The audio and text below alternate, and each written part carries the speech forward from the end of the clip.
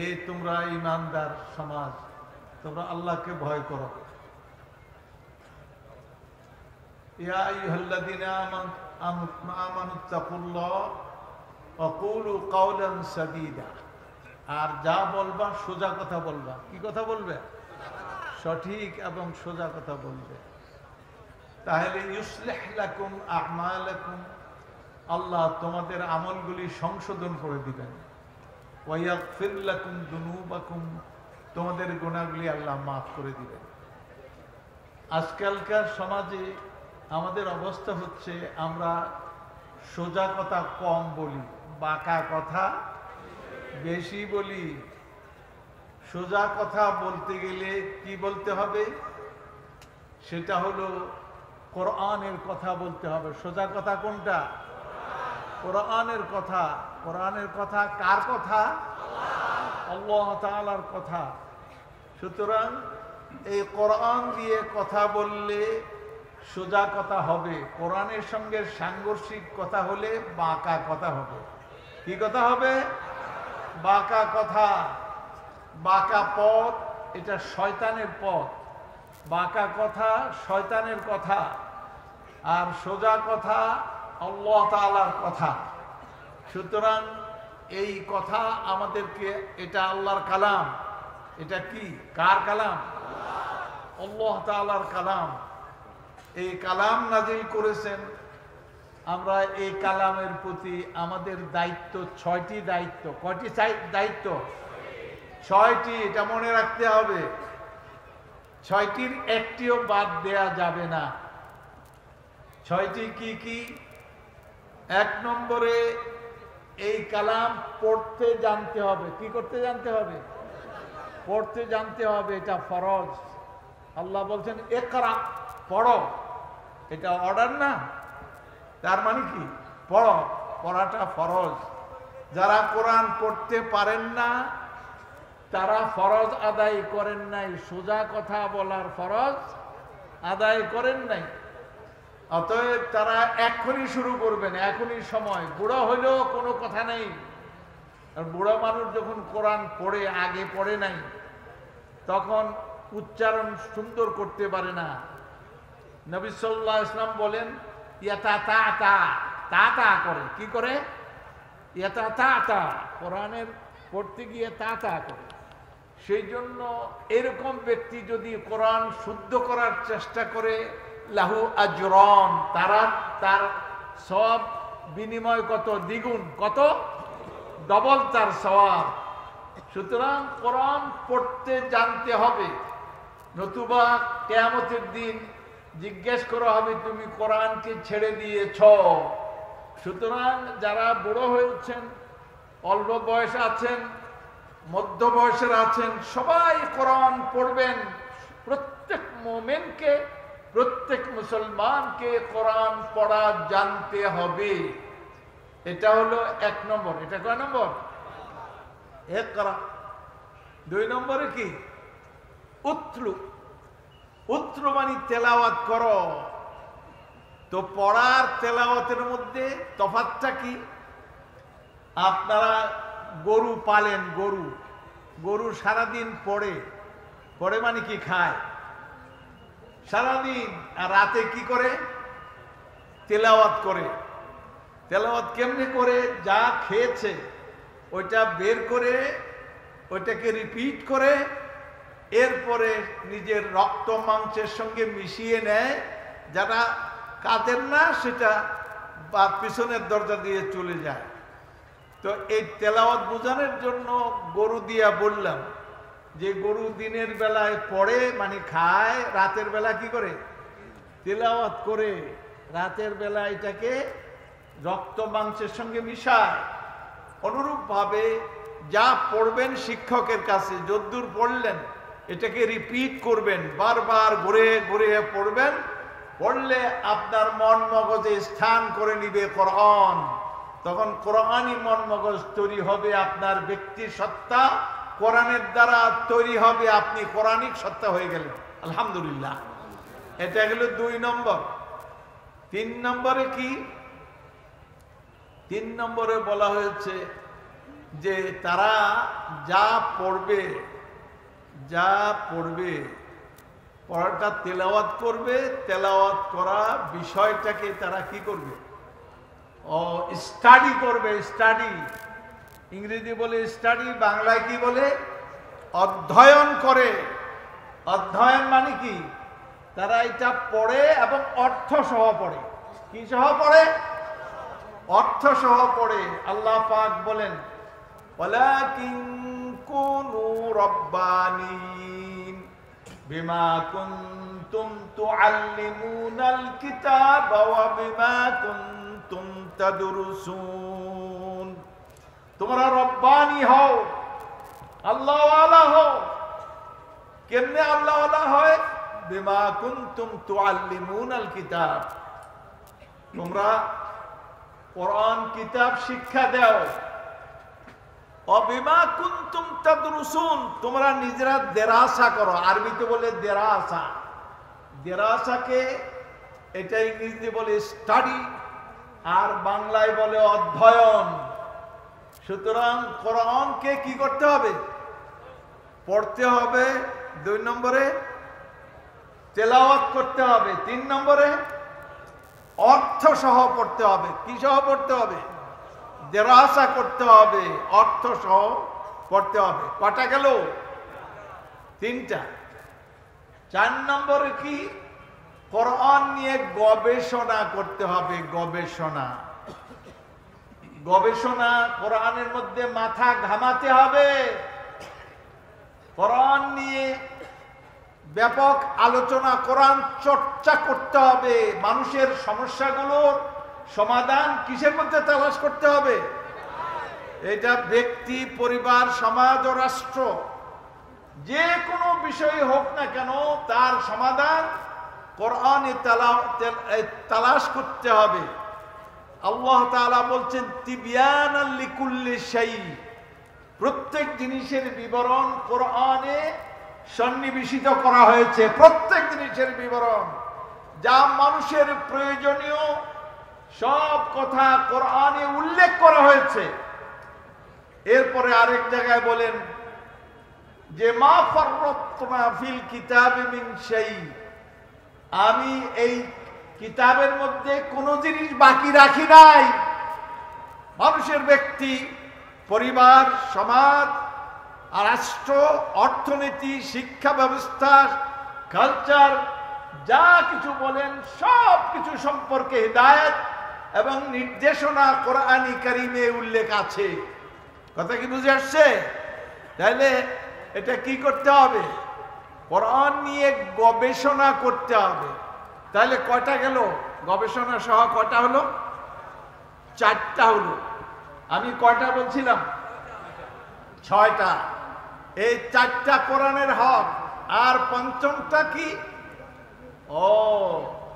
আপনি যা কিছু আপনি পড়লেন, আবার অন্যকে আপনি কি করবেন? পড়াবেন। কোরআন অন্যকে পড়াতে হবে। খায়রুকুম মান তাআল্লামাল কুরআনা ওয়া আল্লামাহ, তোমাদের মধ্যে উত্তম সেই যে নিজে কোরআন শিখে অন্যকেও শিক্ষা দেয়। এটা নবী করিম সাল্লাল্লাহু আলাইহি ওয়াসাল্লামের কাজ ছিল। ওয়া ইউআল্লিমুহুমুল কিতাবা ওয়াল হিকমাতা, সুতরাং কিতাব শিক্ষা দেয়া নবুয়তের কাজ। যে সমস্ত শিক্ষকরা এখন কোরআন শিক্ষা দেন তারা কার কাজ করেন? নবীর প্রতিনিধি, নবীর অনুসারী হিসাবে তারা কোরআন শিক্ষা দেন। অতএব কোরআন শিক্ষার সঙ্গে সবাইকে জড়াতে হবে। আপনারা বলবেন আমরা কিভাবে জড়াবো? আপনারা মাদ্রাসা করবেন, মাদ্রাসায় চাঁদা দিবেন, চাঁদা দিতে পারেন না, আপনি বলবেন যে তোমার ছেলে কি মাদ্রাসায় পড়ে, এইখানে ভর্তি করো। আর দাল্লু আলাল খাইরি কাফাইলিহি ওয়া দাল্লু আলা শাররি কাফাইলিহি, যে ভালো কাজের পথ দেখায়, ভালো কাজে পথ চলে যে যত পায়, আর যে পথ দেখায় তেও সে অতখানি পায়। অতএব আপনি যদি এটা করেন যে আপনি চাঁদাও দিলেন, নিজে শিক্ষা দিতে পারেন না, সময় নাই, কিন্তু আপনার আশপাশে প্রতিবেশে আপনি লোকদেরকে বলেন তোমাদের বাচ্চাদেরকে ভর্তি করো, এইভাবে উদ্বুদ্ধ করলেন, তাদেরকে আপনি পথ দেখালেন। সুতরাং এইভাবে তালিমে কোরআনের সঙ্গে আপনি জড়াতে পারেন। কয়টা গেল? 5টা। আর ষষ্ঠটা কি? ও কোরআনে যা বলা হলো তা কি জন্য বলা হলো? আমল করার জন্য। কি করার জন্য? তাইলে কোরআন ব্যক্তির জন্য, পরিবারের জন্য, সমাজের জন্য, রাষ্ট্রের জন্য, অর্থনীতির জন্য, শিক্ষানীতির জন্য, সংস্কৃতির জন্য, যত রকমের মানব জীবনের যত দিক আছে, জীবন চর্চা করতে গিয়ে এই কোরআনের হেদায়েত তাকে গ্রহণ করতে হবে। কোরআন থেকে আলাদা হওয়ার কোনো সুযোগ নাই। যদি কোরআন থেকে কোনো বিষয়ে মুসলমান যদি কোরআন থেকে কোনো বিষয়ে আলাদা হয়ে যায়, এটার নাম নিফাক। এটার নাম কি? নিফাক। এটা মুনাফিকি। এটা কোনো মুসলমান করতে পারে না। এই জন্য কোরআন অর্ডার দেয়, কি বলে? উদখুলু ফিস সিলমে কাফা। তোমরা ইসলামের মধ্যে পুরোপুরি প্রবেশ করো, মানে পুরোপুরি মানো। কোরআনের শিক্ষাকে পুরোপুরি আত্মস্থ করো।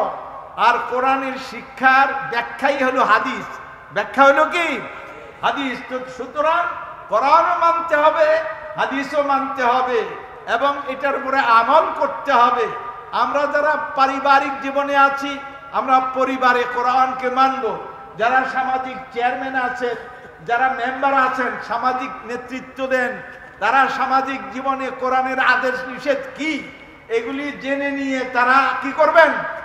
কায়েম করবেন। যারা রাষ্ট্র ক্ষমতায় আছেন, তারা এই কোরআন নিয়ে তারা গবেষণা করবেন। রাষ্ট্রের কোন সমস্যা, কি সমস্যা, সেগুলি কোরআন থেকে বের করে তার সমাধান দিবেন। তো কয়টা হলো? কয়টা হলো বলেন? এই 6টি কাজ কোরআনের সঙ্গে। এর একটা কাজ যদি ছেড়ে দেন তাহলে কি হবে? এবার শুনে নেন।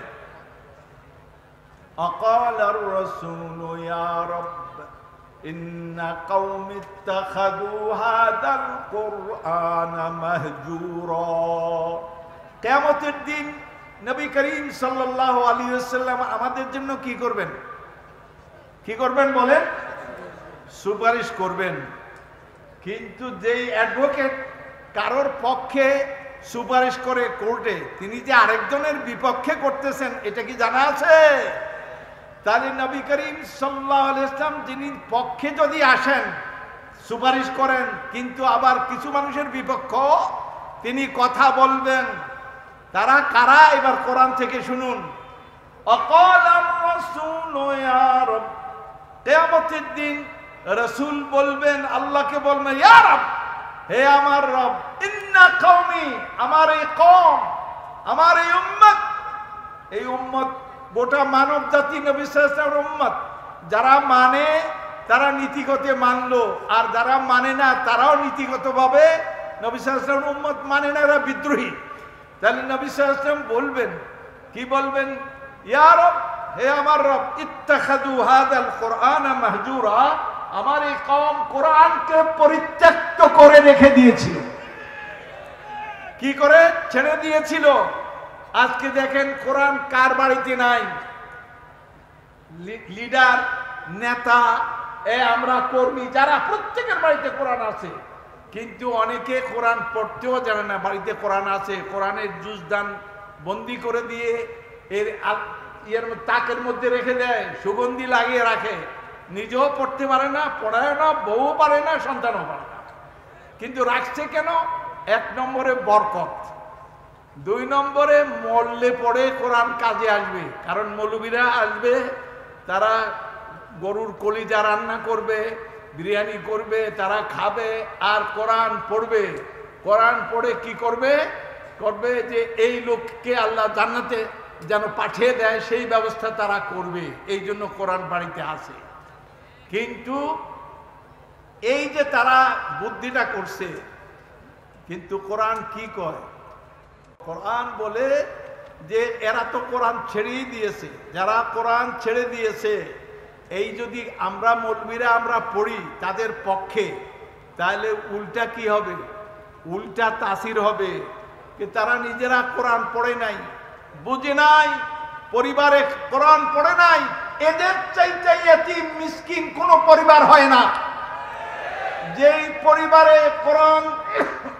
কোরআনের শিক্ষা নাই, কোরআন চর্চা নাই, কোরআন পড়তে জানে না, কোরআন বুঝতে জানে না, তারা যত বড় ধনী হোক আসলে তারা কি? মিসকিন, তারা এতিম। এদের এতিমের জন্য দুঃখ হয় যে কোরআন যদি তারা সবাই কোরআন পড়তো আর বুঝতো, তাইলে আমাদের সমাজে এত দলাদলি হয় না, এত মারামারি হয় না, এত খুনাখুনি হয় না।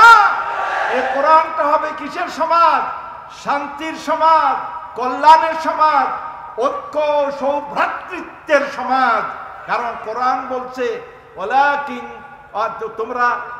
তোমরা ইয়া আইয়ুহাল্লাযীনা আমানুত্তাকুল্লাহ, ও ঈমানদাররা তোমরা আল্লাহকে ভয় করো। ওয়াতাসিমু বিহাবলিল্লাহি জামিআ হাক্কা তুকাতি, আল্লাহকে ভয় করার মতো ভয় করো এবং সবাই মিলে আল্লাহর রজ্জুকে সবাই মিলে ধরো। এই ধরা মানে কি? এই ধরা নয়, ধরা মানে 6 কাজ। কয় কাজ? কোরআন এই 6 কাজ করো, তো কোরআন তোমরা ধরলে। আর কোরআন যখন ধর্মে তোমরা তখন ভাই ভাই হয়ে গেলে। ফাসবাহতুম বিনিআমাতিহি ইখওয়ানা, আল্লাহর নিয়ামতে তোমরা কি হয়ে গেলে? ভাই ভাই হয়ে গেলে। আজকে শততা বিভক্ত আমাদের সমাজ, এই সমাজকে ঐক্যবদ্ধ করতে গেলে এই কোরআনের ভূমিকা হবে সবচাইতে বড় ভূমিকা।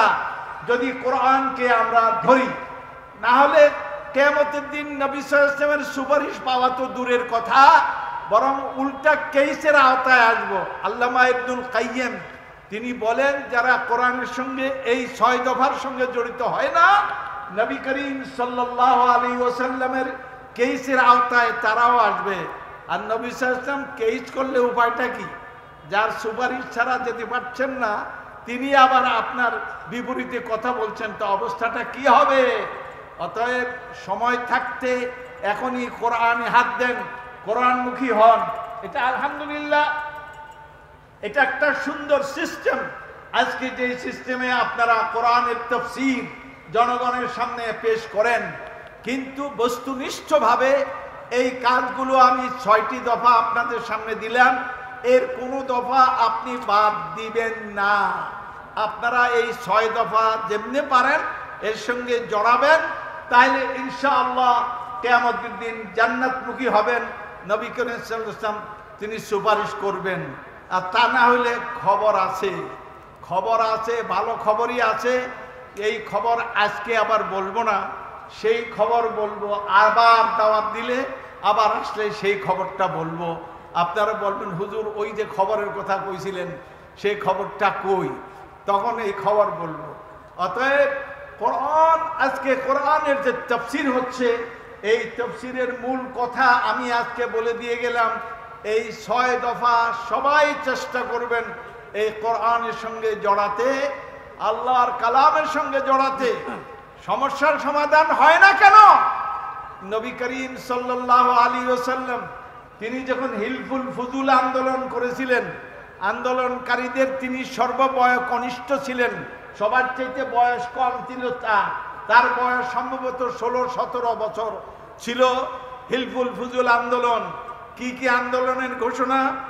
যে আমরা মারামারি করব না, নিজের মধ্যে ঐক্য স্থাপন করব, আমরা ইয়েতিম বিধবাদের আমরা পুনর্বাসনের ব্যবস্থা করব, আমরা রোগীর খেদমত করব, বাইরে থেকে কেউ আক্রমণ করলে আমরা তার সঙ্গে তার মোকাবিলায় দাঁড়াবো। আচ্ছা বলেন, এই যে হিলফুল ফুজুলের এই আপনার ইয়েগুলি, দফাগুলি, কোনো একটা খারাপ? কোনো একটা খারাপ? প্রত্যেকটাই সুন্দর। কিন্তু এই পরিণতি, এর পরিণতি কি ছিল? এটা সফল হয়েছিল না বিফল হয়েছিল? আপনাদের জিজ্ঞেস করি, হিলফুল ফুজুল আন্দোলন কি সফল ছিল না বিফল ছিল? না, সফল হয়নি, এটা বিফল ছিল। বিফল হওয়ার কারণে তিনি সমাজ ছেড়ে চলে গেলেন। তিনি চলে গেলেন হেরার গুহায়। যখন সমাধান করতেই পারলেন না, তখন তিনি হেরার গুহায় চলে গেলেন। আপনাদের বক্তা এসে গেছেন।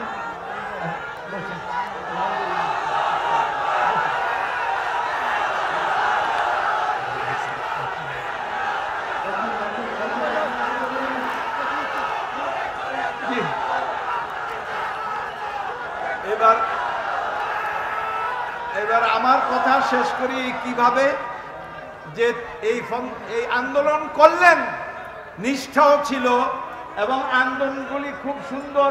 সমাজে যে সমস্যাগুলি ছিল, সমস্যাগুলিকে এইখানে অ্যাড্রেস করা হয়েছে, এই জমা করা হয়েছে হিলফুল ফুজুলে, কিন্তু সমাধান হলো না। তিনি চলে গেলেন কোথায়? হেরার গুহায়। যাওয়ার পরে সেখানে এবার কর্মসূচি পেয়ে গেলেন কি, একরা, তুমি পড়ো। এই কোরআন যখন পড়লেন, কোরআন নিয়ে আন্দোলন করলেন, সমাধান হলো না? হলো না? হলো। কোরআন বলে যে তুমি যদি লাউ আনফাকতা মা ফিল আরদি জামিআ মা আল্লাফতা বাইনা কুলুবিহিম ওয়ালাকিন্নাল্লাহ আল্লাফা বাইনাহুম। হে রাসূল, তুমি যখন হিলফুল ফুজুল আন্দোলন করছিলে, তখন যদি পৃথিবীর যত টাকা পয়সা, হীরা জহরত, চুনি পান্না, অর্থবিত্ত সব তোমার তহবিলে জমা দিতাম, আর এইগুলি তুমি খরচ করতে, তাদের অন্তরগুলিকে ঐক্যবদ্ধ করতে পারতে না। ওয়ালাকিন্নাল্লাহ আল্লাফা বাইনাহুম। আল্লাহ কি করলেন? তাদের অন্তরগুলিকে ঐক্যবদ্ধ করলেন। কি দিয়ে করলেন? কি দিয়ে করলেন? তোমার কাছে তখন কোরআন ছিল না। এখন কোরআন যখন তুমি ব্যবহার করলা, তোমার সামাজিক, তোমার পারিবারিক, সামাজিক, রাষ্ট্রীয় সকল সমস্যার সমাধান হয়ে গেল। ফাসবাহতুম বিনিআমাতিহি ইখওয়ানা। তোমরা সবাই আল্লাহর নিয়ামতে, আল্লাহর নিয়ামত হলো এই কোরআন, তোমরা কি গেলে ভাই ভাই হয়ে গেলে। আমরা কি চাই না আমরা এই সমাধান করি?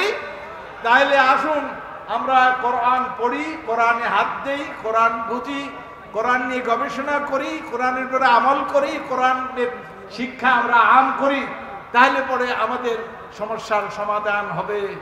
তাহলে এই কথা বলে আমি বক্তব্য শেষ করতে চাই।